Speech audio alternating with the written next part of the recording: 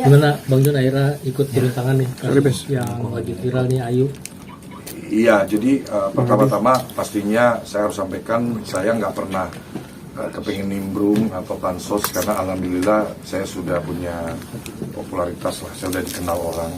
Kenapa saya tergerak untuk membantu kasus Dwi Ayu ini yang saya pikir ini kejadiannya sangat melukai kita semua ya. Ini seorang perempuan, Ayu ini juga mohon maaf seorang yatim ya, ditinggal ayahnya itu meninggal dari 4 SD, kelas 4 SD. Beliau hanya tinggal bertiga sama ibu dan kakaknya ya. Ibunya ini sehari-hari berdagang nasi kuning ya, UMKM kecil-kecilan ya. Ayu ini kerja sekitar 5 bulan di toko roti ini ya. Dan memang setelah saya gali, Ayu ini tidak hanya sekali mendapat perlakuan kasar. Sebelum-sebelumnya itu, sebelum kejadian yang sampai dia mengeluarkan luka darah di kepala itu, sudah sering dilakukan kekerasan ya Ayu ya.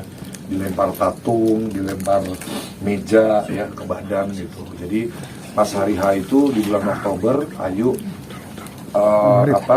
diminta untuk mengantarkan makanan ya Yuk ya ke kamar pribadi saudara George ini ya, yang bersangkutan ini ya. Ayu menolak. Di situ ada makin ketersinggungan, ditambah ada track record memang orangnya ini seperti ini. Jadi bukan kejadian pertama kekerasan yang dialamin Ayu ini. Sudah beberapa waktu sebelumnya itu yang menurut yang disampaikan Ayu tadi di hadapan kuasa hukum, Ayu sudah sering dikasarin gitu. Nah yang fatalnya memang di bulan Oktober itu Ayu dilempar pakai loyang kan, toko roti itu biasa ada buat bikin loyang, dan itu tepat di kepala sehingga akhirnya menimbulkan luka terbuka ya, mengeluarkan darah yang cukup banyak. Dan sekujur badannya pun juga mengalami memar, kaki, tangan itu ada memar semuanya dan sudah divisum ya Pak ya, sudah divisum. Memang kemarin yang jadi saya harus sampaikan juga ke publik, ini kasus ini saya kira ini menurut pandangan pribadi saya kok sampai cukup lama karena Ayu sempat ganti 2 pengacara ya Yu ya. Jadi awal mula itu katanya dari versi pengacara yang pertama itu Ayu itu adalah dari tim keluarga terduga pelaku ya. Terus sempat Ayu akhirnya karena ingin menjaga supaya nggak ada konflik of interest, Ayu ganti pengacara. Terus akhirnya kemarin 2 hari lalu kan saya dapat info, akhirnya saya sampaikan ke Pak Jainuddin SH untuk segera merapat ke kediaman Ayu di daerah Jakarta Timur Cakung, dan alhamdulillah langsung ketemu, diterima dengan baik, dan sudah buat kuasa juga hari ini untuk menjadi tim hukumnya dari saudara Dwi Ayu untuk memperoleh hak-hak hukumnya saudara Dwi Ayu itu. Dan syukur alhamdulillah juga kan berkat masyarakat semuanya yang ikut menyuarakan ini, termasuk saya juga, hari ini dini hari yang bersangkutan sudah dijemput oleh Subdit Jatanras Polda Metro Jaya bersama Satreskrim Polresta Jakarta Timur ya, di Sukabumi di salah satu hotel di sana. Alhamdulillah gitu. Bang, mungkin cukup kaget nggak sih, ini kan Oktober kejadiannya Bang. Mungkin Bang ini melihat jedahnya cukup lama juga seperti itu. Kan tadi sudah dijelaskan sama Ayu ya di hadapan tim hukum ya Pak ya, bahwa mungkin karena sempat berganti tim hukum ya ini nggak tahu itu apakah menjadi faktor juga kan. Kita ya intinya prosesnya ini sebetulnya dari kejadian tuh Ayu langsung melapor ya, langsung melapor ya. Cukup waktunya cukup ya saya kira belum terlalu lama juga. Memang harusnya langsung ya, tapi ya waktu 2 bulan sih polisi sudah, kita apresiasi lah, polisian cepat ini, terhitungnya cepat ya. Artinya tidak pandang bulu gitu loh. Yang kan dia kan ngakunya kan katanya kebal hukum, Karena Ayu coba cerita deh, dia pernah ngomong apa Kak Ayu? Coba. Yang kejadian pertama sebelum kejadian ini, saya pernah dilempar pakai solasi. Terus dilempar pakai meja, tapi untungnya nggak kena saya. Terus dia juga sempat ngomong kayak saya ini orang miskin, terus babu. Terus dia juga ngomong orang miskin kayak lu mana bisa masukin gue ke penjara, gue ini kebabu. Bang, mungkin ceritain dulu Bang kronologi awal kenapa dia bisa ngelempar gitu, boleh? Iya, awal mulanya mungkin. Apakah memang sering nyuruh-nyuruh gitu masih yuk? Sering nyuruh. Kronologinya seperti apa Mbak? Yang viral itu? Ya awalnya Yang maksud yang kejadiannya viral. kapan dan ya. Itu kejadiannya 17 Oktober jam 9 malam. Di situ posisinya saya lagi kerja. Terus dia datang dari luar, masuk ke dalam toko, duduk di sofa. Terus dia mesen makanan lewat GoFood. Terus abis itu setelah makanannya datang, dia nyuruh saya untuk nganterin makanannya ke kamar pribadinya. Terus di situ saya nolak karena dari kejadian yang sebelumnya tuh saya juga udah bikin perjanjian sama adiknya keluarga bahwa saya nggak mau nganterin makanannya lagi, karena yang tadi saya ceritain juga saya dikatain kayak gitu-gitu, makanya saya nggak mau. Terus habis itu pas saya nolak, dia ngelempar saya pakai patung. Abis itu dia ngelempar saya pakai bangku, sama ngelempar saya pakai mesin edisi BCA. Di situ kan dari video saya ditarik sama bapaknya si pelaku kan untuk pulang dia lapor polisi. Tapi di situ tas sama HP saya ketinggalan di dalam. Terus akhirnya saya ngambil tas saya sama HP saya. Terus tapi dia malah ngelemparin saya lagi pakai bangku.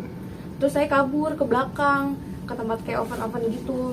Terus di situ dia masih ngelemparin saya. Terus akhirnya saya dilempar pakai yang berdarah. Pas itu dia kabur ke belakang, baru saya bisa kabur keluar. Oke, perlakuan itu memang sering didapatkan yuk dari si terduga pelaku ini atau seperti apa sih awal mulanya sendiri? Biasa dia sih lewat mulut aja kayak ngata-ngatain.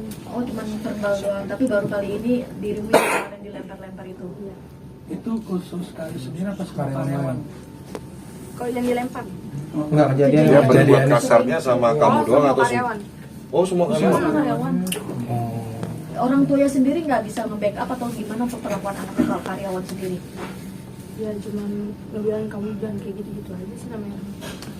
Berarti karyawan baru Ayu aja nih yang bersuara, yang membuka ini. Iya. Banyak juga kan di komen-komen mantan dari karyawan itu kayak nyeritain juga kan. Itu yang rekam siapa yo yang akhirnya pada akhirnya itu viral itu sendiri yang mengupload ke sosial media? Yang satu shift sama saya. Untuk kemungkinan itu yang beliau yang pertama kali memblow up semua. Untung dia bisa ngerekam ya, itu cukup punya jasa juga. Kalau nggak terbongkar. Yuk pada akhirnya proses ini kan dari Oktober dan viral di bulan Desember ini gimana? Waktunya cukup lama sendiri, gimana Ayu ketika lapor ke Polres? Apakah memang merasa kurang responsif dari Polresnya sendiri atau seperti apa sih? Respon. Yang ibu rasakan gimana? Ya kurang respon sih. Soalnya kalau ditanya harus melalui proses dulu katanya. Mbak Ayu sendiri ada rasa traumatik nggak sih dengan kejadian seperti ini gitu, maksudnya takut dipekerja lagi apa seperti apa gitu? Ada waktu itu saya juga sempat kerja ya. Pas interview saya sempat nanya ke manajernya kalau di sini tuh ada kekerasan apa enggak. Kayak gitu. Sampai segitunya saya takut. Terus saya juga ada pertemuan sama dokter gitu buat periksa Psikolog. Iya. Psikolog. Dari tanggal 17 sampai viral ini dia udah nggak pernah minta maaf ya atau gimana ya?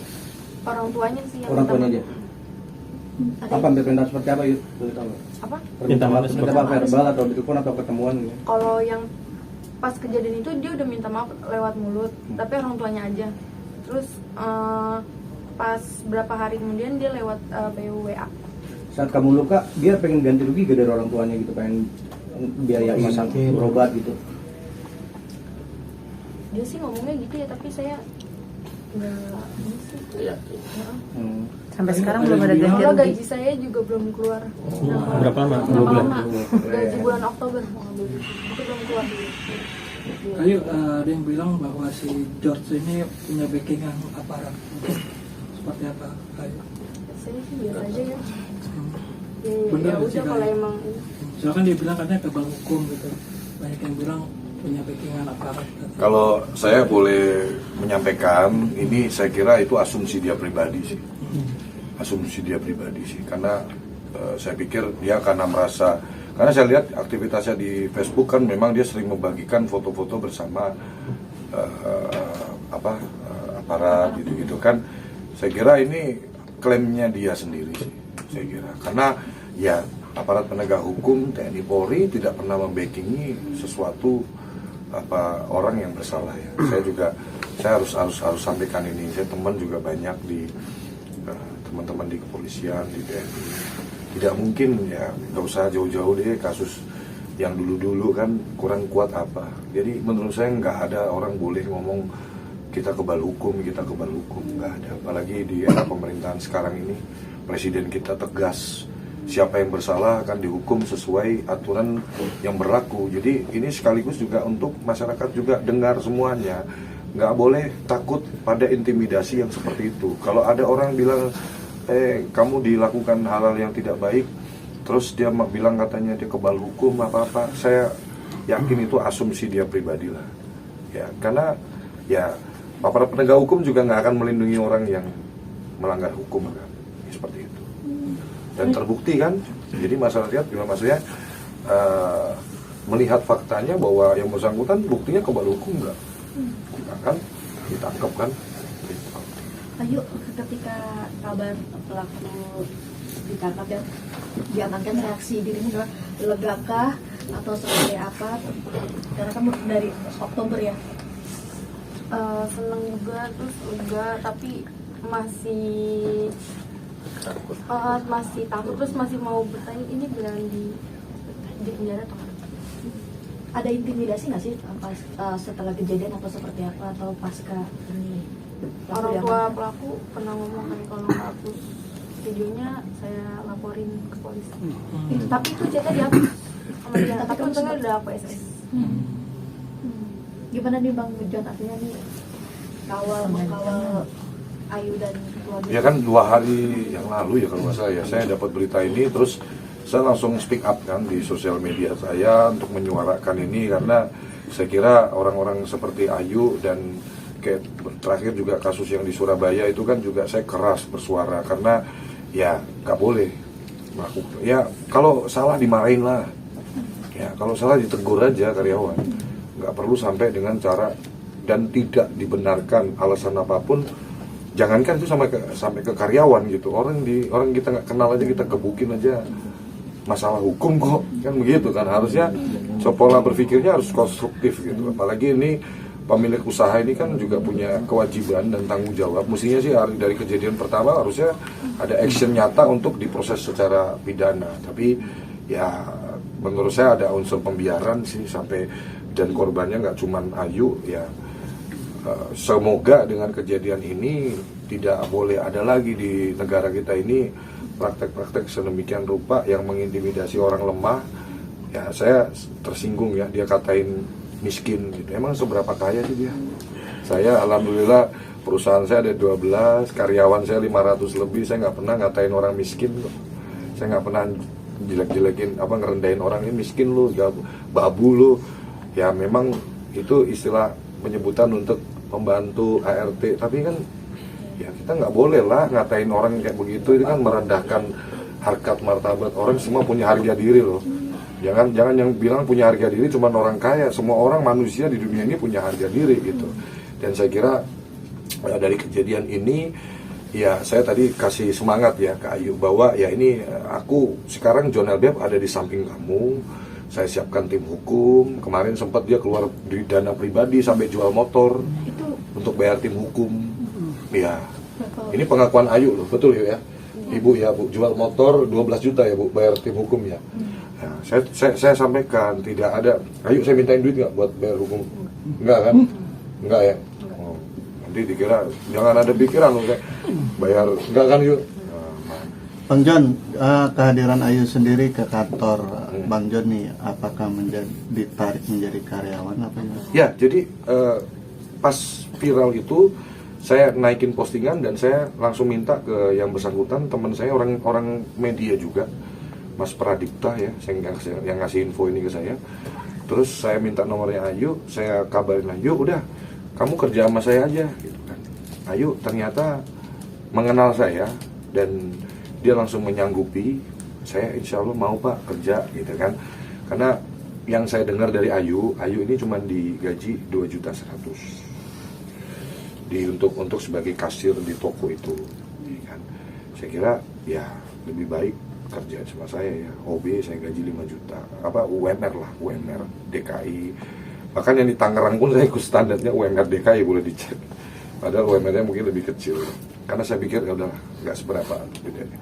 Nah, terus tadi saya gali minatnya Ayu, ternyata Ayu kan suka di front office, frontliner, ketemu orang, kasir gitu-gitu. Nah, saya pun tadi sudah umumkan dan tim HRD saya sudah minta kontaknya Ayu untuk kita langsung pembukaan rekening payroll supaya kejar untuk akhir bulan ini. Jadi Ayu meskipun baru saya terima hari ini, dia akan terima gaji full. Nanti akhir bulan ini tanggal 26-an akan gaji serentak ikut karyawan saya semuanya. Dia akan dapat gaji full 100%. Bagiannya nanti sebagai area resepsionis ya, menghandle surat menyurat masuk di bagian virtual office. Tadi ada leadernya Bu Feli, saya sudah delegasikan. Kenapa saya taruh di situ? Karena itu keinginannya Ayu ketemu banyak orang. Terus biar dia ada waktu ruang untuk learning by doing. Ayu ini sekarang ini belum terlalu mahir pakai komputer. Saya pikir itu bukan masalah karena semua bisa dilatih. Nah, dan saya tadi sudah bicara sama partner saya untuk mengatur segera awal tahun ini Ayu kita akan daftarkan di universitas terbaik. Untuk kita biayain kuliahnya sampai lulus kuliah. Yang dipilih Ayu itu jalurnya di bidang perpajakan dan accounting. Karena memang itu passionnya Ayu, betul ya. Tadi saya tawarin hukum, ekonomi, ternyata jalur minatnya beliau adalah di kasir kan, terakhir pekerjaannya di situ. Jadi selain bekerja, Ayu akan kita kasih beasiswa kuliah sampai lulus kuliah. Kenapa sih Bang John kok mau gitu kan? Ya kemarin Agus juga saya tawarin kan, dari apartemen, dari duit dan lain. Maksudnya orang-orang yang terzalimi gini kan menurut saya, aku pengen ngobatin gitu loh. Jadi insya Allah kalau dikasih yang baik-baik, dia akan berpikir, oh ya dari kejadian ini memang pahit sih, memang sakit sih, ternyata ada rencana indah Allah. Menurut saya itu aja sih. Jadi saya pengen supaya dia berpikir, konstruksi berpikirnya ini tidak menyalahkan Allah, tidak menyalahkan Tuhan, tidak menyalahkan apapun, tapi lebih bagaimana bersyukur bahwa dari kejadian ini, alhamdulillah sekarang hadir di sini. Dan kalau teman-teman tadi lihat antusiasme karyawan saya menerima Ayu dengan sangat luar biasa. Karyawan saya mayoritas juga seumuran dengan Ayu. Jadi saya hakul yakin insya Allah Ayu akan sembuh. Gak usah ke dokter, psikolog, gak usah. Di sini aja ketemu orang-orang karyawan, ya nanti ketemu bestie-bestinya dia, ya kan. Dan sudah pasti kita akan gathering nanti di awal Januari, seluruh karyawan saya, Ayu sudah pasti harus ikut. Karena kan udah karyawan saya. Sayang, assalamualaikum, aku lagi wawancara ya. Bentar ya, mau wartawan ya. Mohon maaf kalau istri telepon pasti saya angkat, ketemu siapapun. Daripada ribet, daripada pusing, daripada ribet, saya mau ketemu siapapun dimanapun saya pasti angkat. Oke Ayu, Bang, terkait gaji, reaksinya ketika ini kan sudah diangkat jadi karyawan, terus mau disekolahkan juga gimana? Kuliah. Yang pastinya seneng banget, terus bersyukur bisa ketemu Bang John yang baik juga, teman-teman semuanya yang nerima Ayu di sini, makasih banget. Buat karyawan buat wartawan juga makasih, udah tim hukum juga Jai, teman-teman ya udah mau bantu kasusnya sampai tuntas. Dan saya tadi titip pesan ke tim hukum untuk benar-benar mengawal perkara ini sampai tuntas, sampai ke P21, sampai ke persidangan. karena ini mens rea-nya patut didalamin, ya, yaitu dengan berbagai macam alat. Soalnya ada patung, ada mesin edisi, ada meja, ada kursi, macam-macam. Kayaknya kok pengen ngabisin orang gitu loh. Iya kan, aku ngeri sendiri gitu. Ini cewek, ya, nggak cuma dengan satu alat loh, segitu banyak alat. Setelah, bener Ayu ya, ini pengakuan Ayu loh, bukan saya ngomong loh, yang mengalami loh. Artinya kok kayak kamu lagi mau menghabisi seseorang gitu. Ini untung Ayu masih hidup loh, bener loh. Kalau sampai pas kejadian dilempar itu dia koma, meninggal, apa? Ini bersyukur loh Ayu. Cuman bukan cuman ya, maksudnya berdarah kepalanya, luka terbuka loh, sampai darahnya ngucur begitu. Saya marah teman-teman, saya marah. Saya marah, kalau marah biasanya suara saya nggak terlalu kenceng. Kalau kenceng itu malah saya happy. Biasa ngeprank karyawan, gitu kan. Habis itu kasih duit gitu kan. Kalau saya marah begini, hati-hati loh. Jurnal BMI ahli strategi. Kalau kerja tuntas sampai selesai, saya pasti beresin.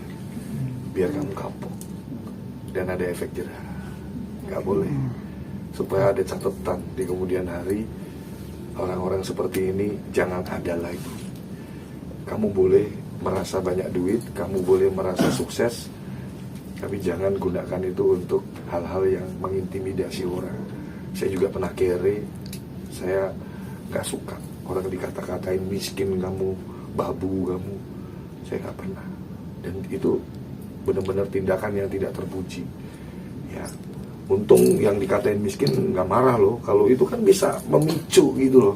Orangnya sakit hati harga dirinya. Kalau sampai lu di apa-apain, ya, setiap orang punya emosi gitu. Jadi maksud saya, tapi saya tetap kepingin Ayu melihat dari sudut pandang yang point of view positif ya. Allah sayang sama Ayu, buktinya Ayu masih diberi keselamatan ya Bu ya. Terus ternyata Ibu juga impiannya Ayu kerja di kantoran. Iya kan, betul ya Bu ya. Jadi ketika Ayu keterima di HMM senang banget ya Bu. Gimana Bu rasanya Bu? Ya akhirnya cita-citanya terkabul. Iya, jahat loh, maksudnya Ayu ini dari 4 SD, bayangin ditinggal ayah loh. Yatim. Saya sedih, anak yatim. Terus kayak gituin, ya Ayu nggak ada sosok ayah, mau ngadu ke siapa, ibu juga mungkin merasa banyak keterbatasan, ya hanya dagang nasi kuning sehari-hari. Dan saya mohon maaf ya teman-teman ya, harus buka di sini. Ayu ini tinggal cuman di tempat satu petak ukuran 3x4, isinya 3 orang. Kenapa saya harus ngomong seperti ini? Bukan untuk mempermalukan Ayu. Saya pernah tinggal di petakannya. Kenapa saya ngomong seperti ini? Ini jadi cecak digital. Ayu yang hari ini kamu rendahkan, Ayu yang hari ini kamu bilang miskin, ini bentar lagi awal tahun masuk kuliah. Hari ini, bulan ini udah terima gaji, kerja di kantoran, di hi-fi, perusahaan viral, ya. Ayu akan berkarir, Ayu akan sukses, Ayu akan buka toko roti yang gede, jadi pengusaha nanti. Supaya ini akan jadi jejak digitalnya Ayu, bahwa dulu saya pernah direndahkan orang, saya bangkit, kan hinaan itu motivasi kan. Ya, jadi kita hinaan kita jadikan motivasi yuk, untuk bangkit, untuk jadi pribadi yang lebih sukses. Supaya nanti dia, si George itu nanti, waduh, orang yang dulu ku lempar kursi sekarang aku beli rotinya. Ya, ya kan? Kayak gitu, itu target saya. Itu target saya. Bang J, mungkin ini kan kasus sempat tertunda ya, atau mungkin belum berjalan.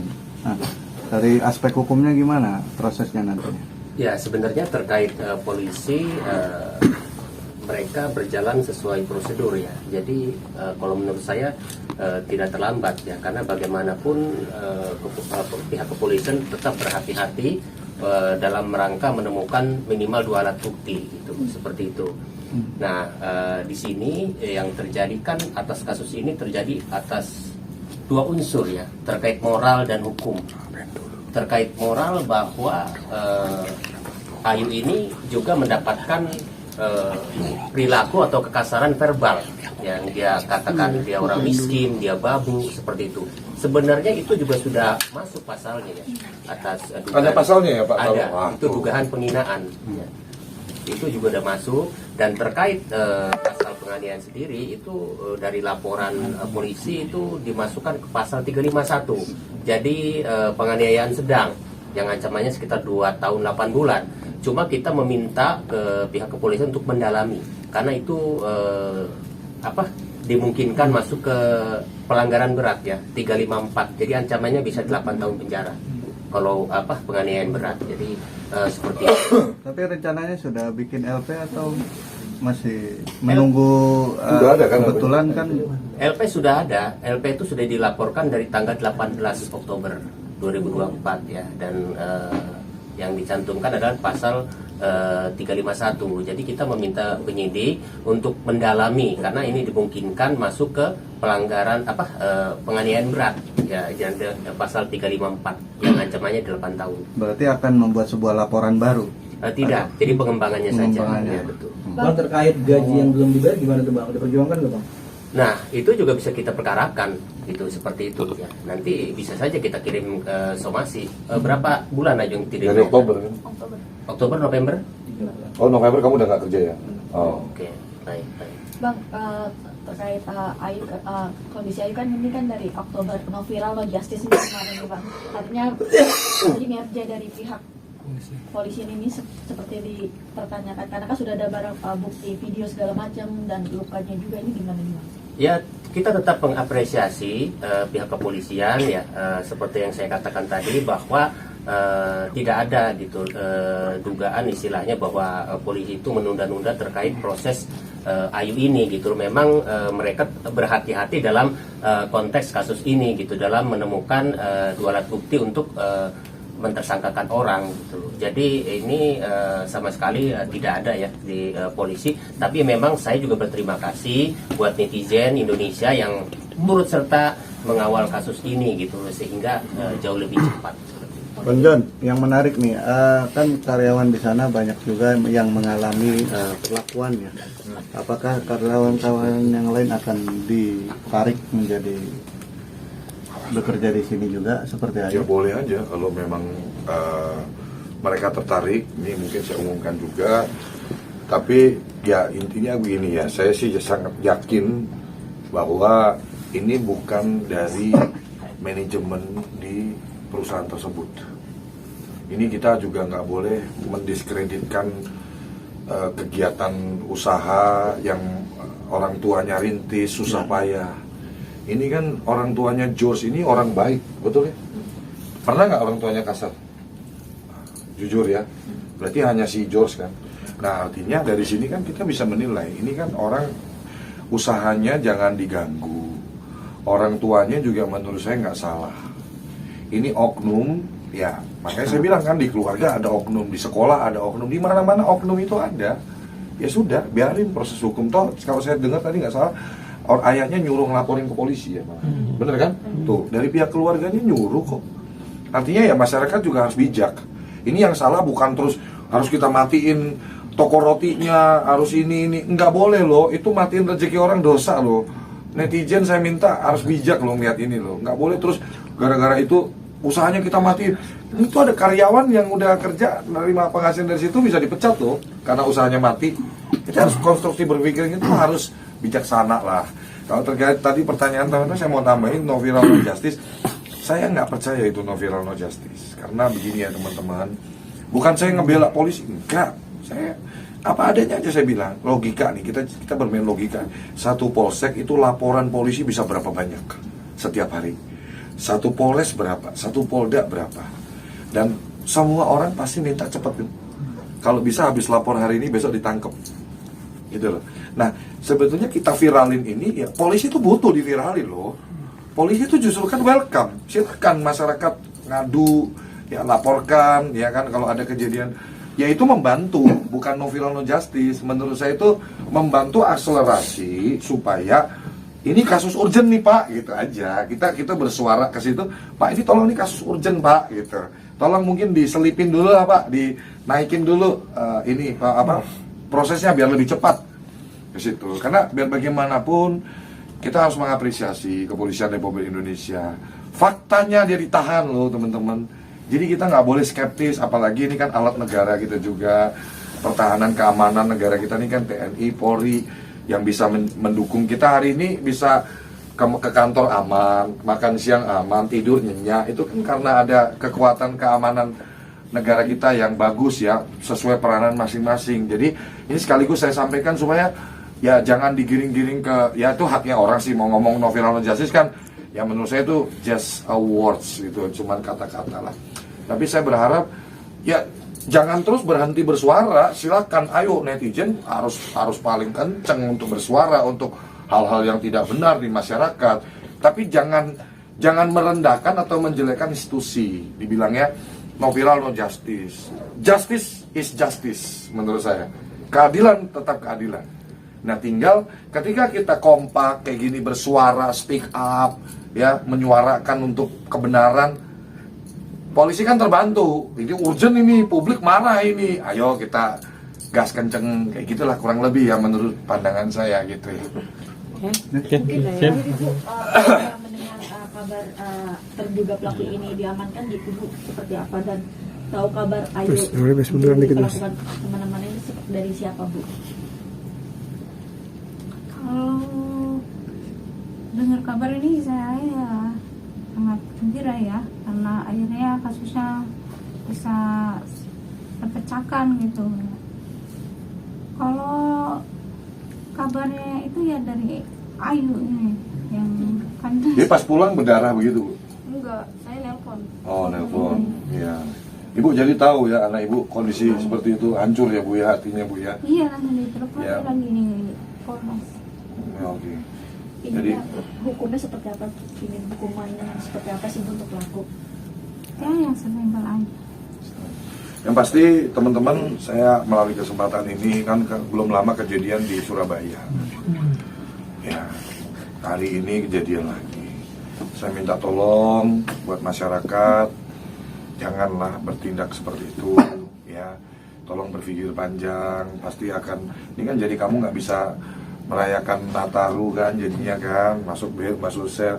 Jadi jangan kedepankan emosi, berpikir, ya saya pun juga orangnya sering gampang emosi juga gitu loh. Tapi maksud saya, se-emosi-emosinya kita tetap kepala harus dingin, hati harus berpikir, kalau saya nanti melakukan ini dampaknya apa, resikonya apa, nanti yang rugi siapa. Jadi kasih ruang juga untuk hati kita untuk bisa berpikir lebih jernih, lebih panjang, lebih bijak gitu.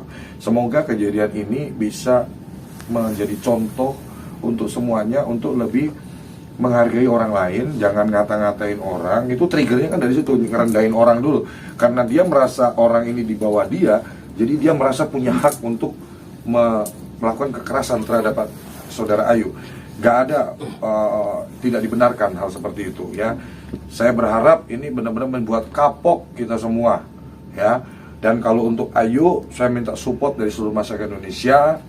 Ayu per hari ini sudah bagian dari perusahaan saya High Five, dan saya akan tanggung jawab untuk menguliahkan Ayu di universitas terbaik sampai Ayu lulus kuliah ya, dan akan bekerja, dapat uang untuk biaya pendidikan semua dari kita.